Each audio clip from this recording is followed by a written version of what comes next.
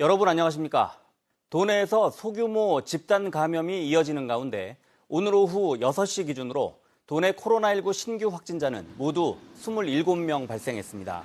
속초에서는 유흥주점 방문자와 외국인 확진자 접촉자를 중심으로 확산세가 지속되면서 7명 나왔고, 강릉에서는 공군 18전투비행단에서 확진이 이어지면서 4명 나왔습니다.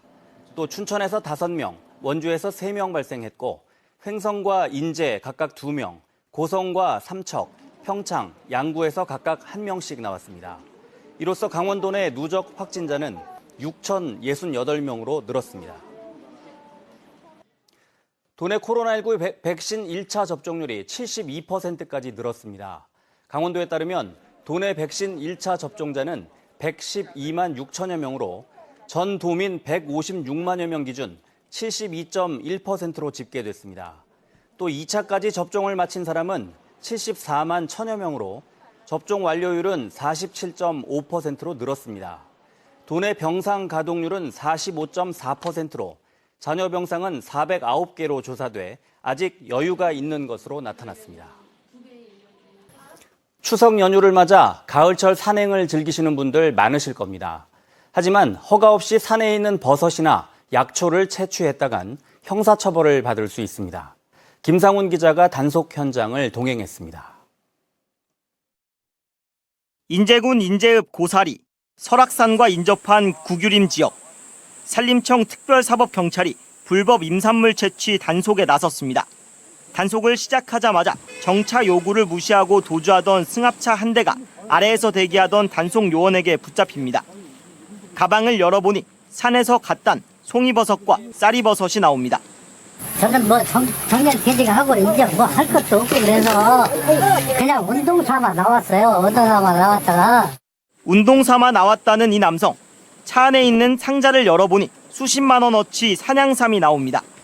특별사법경찰이 채취 장소를 추궁하자 결국 새뿌리를 구규림에서 캤다고 시인했습니다. 이 남성은 결국 산림자원법 위반 혐의로 입건됐습니다. 잠시 뒤 또 다른 차량 한 대가 내려옵니다. 죄송한데 저희 가을철 임산물 특별 단속 기간이라 차 좀 한번 좀 확인 좀 시켜주세요. 예. 가방에서는 어김없이 버섯이 나옵니다. 전문 채취꾼은 물론이고 일반인들까지 마구잡이로 산을 헤집고 다녀 지역 주민들도 불만이 많습니다.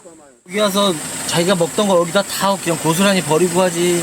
그러면 주민들은 왔다 갔다 농사 지기도 힘든데 와갖고 청소하지. 광활한 구규림에서는 드론까지 동원해 단속을 벌이는데 현장에서 막무가내로 도망가는 사람들이 많아 어려움이 큽니다. 일반 이제 개인 사유 재산이랑 똑같다고 보시면 돼요. 국가의 소유 재산이기 때문에 그렇게 절취해서 가져가는 거는 위법 행위에 해당합니다. 예. 버섯 하나라도 허가 없이 채취하면 5년 이하의 징역이나 5천만 원 이하의 벌금에 처해질 수 있습니다. MBC 뉴스 김상훈입니다. 한국전력이 송전탑이나 변전소 건설과 관련된 회의에 지역 주민을 부르면서 한 번에 40만 원이 넘는 돈을 수당으로 지급하고 있습니다. 식사도 제공하고 선물도 한아름 안겨주는데 주민을 설득하는 게 아니라 돈으로 현혹시키는 건 아닌지 주민들 사이에서도 도를 넘었다는 지적이 나오고 있습니다. 조성식 기자입니다. 산 능선을 따라 삐죽삐죽 늘어서 있는 초대형 송전탑. 76만 5천 볼트급 고압 송전탑이 지나는 평창 지역 3개 마을에 20만 제곱미터, 6만 평 규모의 변전소 건립이 추진되고 있습니다. 강릉 안인화력발전소에서 생산된 전력을 고압으로 바꿔 보내는 곳으로 현재 한전과 전문가, 주민 등 40여 명이 협의체를 구성해 예정지 선정을 위한 논의를 진행하고 있습니다. 한 달에 한 번꼴로 지역 내 리조트에서 만나 2-3시간씩 회의를 하는데 회의 참가자들에게 지급되는 참가비가 다소 지나치다는 지적이 나오고 있습니다. 1인당 많게는 40만 원 이상의 참가비를 지급하고 식사와 기념품까지 더하면 회의 한 번에 2천만 원 안팎의 비용을 쓰고 있는 겁니다. 식사는 다 제공하지. 그게 뭐 최하 한 3, 4만 원짜리 이상 되겠지. 모으기 있으니까 가서 말도 못해. 내가 치는 소리도 보니까.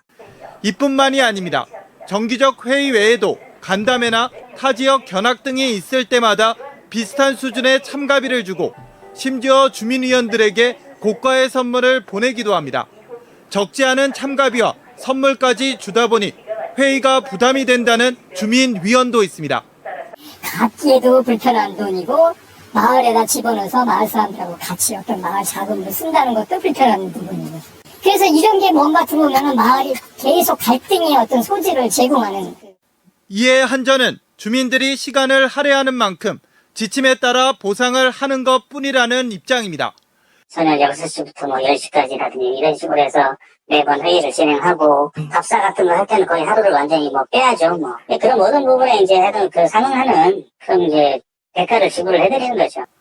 이 밖에도 한전은 송전탑 건설을 우선 동의한 마을에 특별 지원금을 주는 정책을 펼치고 있어 이 또한 주민 갈등과 분열을 조장하고 있다는 지적도 있습니다. 한전이 사업의 당위성과 필요성을 근거로 이해 당사자인 주민을 이해시키고 설득하는 노력 대신 사실상 돈으로 주민을 현혹하고 있다는 비판의 목소리가 커지고 있습니다. MBC 뉴스 조성식입니다.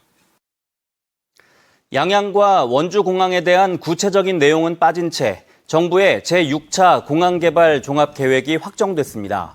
공항별 개발 방향 주요 내용을 보면 양양공항에 대한 언급은 아예 없고, 원주공항 시설 개선은 여건 변화를 감안하면서 필요한 시설 확충 방안을 중장기적으로 강구한다는 원론적 내용에 그쳤습니다. 지난달 발표된 종합계획안이 수정 없이 그대로 확정되면서 재방빙장 설치, 여객터미널 이전 보수 등 원주공항 활성화를 위한 사업들이 힘을 받기 어려워졌습니다.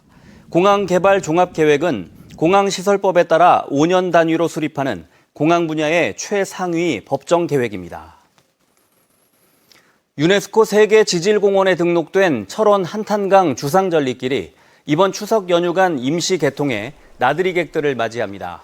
철원구는 연휴가 끝나는 오는 22일 수요일까지 주상절리길을 무료로 임시 개통한다고 밝혔습니다. 개통 구간은 철원군 순담 매표소에서 1km를 걸어 돌아오는 구간으로 오전 9시부터 오후 6시까지 30분 간격으로 300명씩 입장이 가능합니다.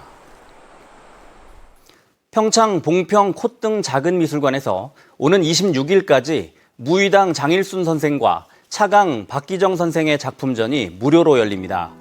6점의 대나무 수묵화와 당송시대 한시를 수록한 6폭의 병풍 등 모두 20점이 전시될 예정이며 매주 월요일과 추석 당일을 제외하고 무료로 관람할 수 있습니다.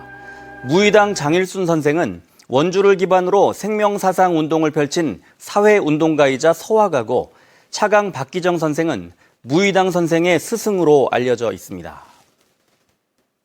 오늘 오전 11시 50분쯤 삼척시 도계읍에서 암석을 싣고 가던 25톤 트럭이 도로 옆 암석층을 들이받았습니다. 이 사고로 트럭이 옆으로 넘어지면서 운전자 A씨가 다쳐 헬기를 이용해 병원으로 후송했지만 숨졌습니다. 경찰과 소방당국은 도로의 곡선과 경사가 심해 내려오는 도중 브레이크가 파열돼 사고가 일어난 것으로 보고 정확한 사고 원인을 조사하고 있습니다. 가을 단풍철을 앞두고 기상청이 내일부터 강원도 단풍 실황 서비스를 운영합니다. 강원지방기상청은 내일부터 11월 초까지 도내 국립공원 주요 탐방로 11곳에 지점별 단풍 실황 사진과 주요 산의 실시간 영상을 제공합니다. 주요 지점은 설악산과 오대산, 치악산, 태백산 국립공원으로 코로나19 비대면 시대를 맞아 집에서도 단풍을 즐길 수 있습니다. 설악산에서는 오는 27일 첫 단풍이 관측될 전망이며 단풍 절정기는 다음 달 중순으로 예상됩니다. 뉴스를 마칩니다. 고맙습니다.